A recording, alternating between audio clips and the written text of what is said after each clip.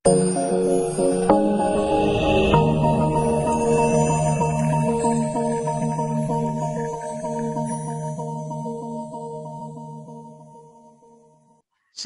warahmatullahi wabarakatuh. Jumpa lagi dengan saya dan di channel saya Lili Indasari, mata kuliah Interaksi Manusia dan Komputer atau IMK. Kali ini saya akan membahas di pertemuan ke-15 yaitu faktor atau aspek ergonomik di dalam interaksi manusia dan komputer. Aspek ergonomik merupakan faktor kenyamanan kerja yang mempunyai pengaruh yang sangat besar, pengaruh nyata di dalam peningkatan atau penurunan efisiensi dan efektivitas kerja. Khususnya dalam hal ini adalah sumber daya manusianya atau orang atau karyawan yang bekerja pada perusahaan atau instansi tersebut. Ada beberapa aspek yang berhubungan dengan ergonomik di dalam interaksi manusia dan komputer. Di antaranya adalah pengukuran antropometrik, aspek ergonomik dari setiap stasiun kerja, pencahayaan, suhu dan kualitas udara, gangguan suara, kesehatan dan keamanan kerja, serta kebiasaan dalam bekerja.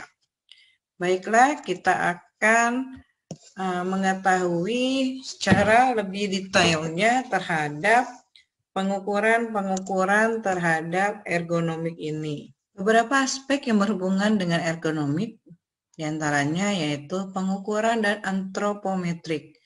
Maksudnya di sini adalah bidang ilmu yang berhubungan dengan pengukuran tubuh manusia. Misalnya tingginya berapa, kemudian berat badannya berapa, kemudian suhu tubuhnya normal atau tidak. Ini adalah pengukuran di dalam segi antropometriknya. Apalagi saat ini, di saat pandemi kali ini, seseorang yang kalau suhu tubuhnya di atas 38 derajat biasanya tidak boleh memasuki ke kantornya ataupun ke pusat-pusat perbelanjaan, atau misalnya tidak boleh masuk ke perusahaan-perusahaan tertentu yang ingin dimasukinya. Makanya hal pertama biasanya orang akan dicek suhu tubuhnya, apalagi saat ini saat pandemik biasanya akan ada pengecekan suhu tubuh. Apakah suhu tubuhnya normal atau tidak? Kemudian di dalam hal tinggi badan dan berat badan, kira-kira tinggi badannya itu proporsionalkah sesuai dengan tinggi dan beratnya, atau misalnya tingginya hanya 156 tetapi berat badannya misalnya 70 kilo. Nah, itu berarti ada kelebihan berat badan yang harus dikurangi kalau misalnya seseorang ini mau melamar di instansi-instansi terkait yang ada pemberitahuan minimum tinggi dan berat badannya harus berapa. Yang kedua adalah aspek ergonomi dari stasiun kerja. Ada 3 hal dalam nomor 2 ini, yaitu pemasukan data, akuisisi data dan pengolahan datanya seperti apa, serta pekerjaan yang interaktif. Pemasukan data, maksudnya bagaimana seseorang itu bisa memasukkan atau menginput datanya dengan secara maksimal dan benar. Kemudian pengolahan kata dan pekerjaan interaktif. Sudahkah di dalam suatu perusahaan itu sumber daya manusianya melakukan suatu pekerjaan-pekerjaan yang memang sudah menjadi tugas dan tanggung jawabnya. Pencahayaan. Pencahayaan ini adalah sangat penting di dalam etos kerja atau di dalam seseorang itu bekerja. Karena biasanya untuk menghindari adanya kilauan yang ditimbulkan oleh layar monitor, biasanya dipasang beberapa filter sehingga tidak terlalu merusak mata dan bisa mengatur pencahayaan. Atau misalnya posisi pencahayaannya di belakangnya ada sinar matahari yang langsung membuat silau mata si user sehingga tidak atau kurang maksimalnya di dalam melakukan suatu pekerjaannya. Suhu dan kualitas udara. Suhu dan kelembaban udara merupakan faktor yang sangat penting di dalam kualitas udara. Suhu udara yang panas membuat orang hilang konsentrasi di dalam bekerja. Faktor berikutnya di dalam ergonomik yaitu suhu dan kualitas udara. Suhu dan kelembapan merupakan faktor yang sangat penting di dalam kualitas udara. Terkadang kalau misalnya suhu udaranya panas, misalnya di dalam ruangannya itu dia tidak menggunakan AC, atau misalnya hanya ruangan saja tanpa AC dan ventilasi udara yang baik, hanya jendela saja tanpa ada kipas angin, kadang suhu panas ini akan dapat membuat konsentrasi kerja dari karyawannya itu akan berkurang. Dan mungkin semangatnya juga akan berkurang. Sebaiknya perusahaan kalau misalnya situasi kerjanya tidak memungkinkan, minimal ventilasi udaranya harus baik, sehingga ada pertukaran udara yang bersih dan udara yang kotor yang keluar masuk dari lingkungan tersebut. Contoh lain misalnya, kalau kita bekerja di suatu perusahaan, misalnya perusahaan itu ruangannya walaupun tidak besar, tetapi pengaturan suhu dan kualitas udaranya baik. Misalnya suasananya nyaman, kemudian ruangannya itu tidak panas, apalagi dipasang AC, sehingga bisa memaksimalkan dari efektivitas dan konsentrasi kerja dari si pekerjanya atau dari si karyawannya. Yang kelima adalah gangguan suara. Manusia terkadang makhluk yang sangat sensitif terhadap perubahan suara sekecil apapun. Kadang-kadang manusia sering tidak sadar adanya beberapa kebiasaan-kebiasaan di dalam suara.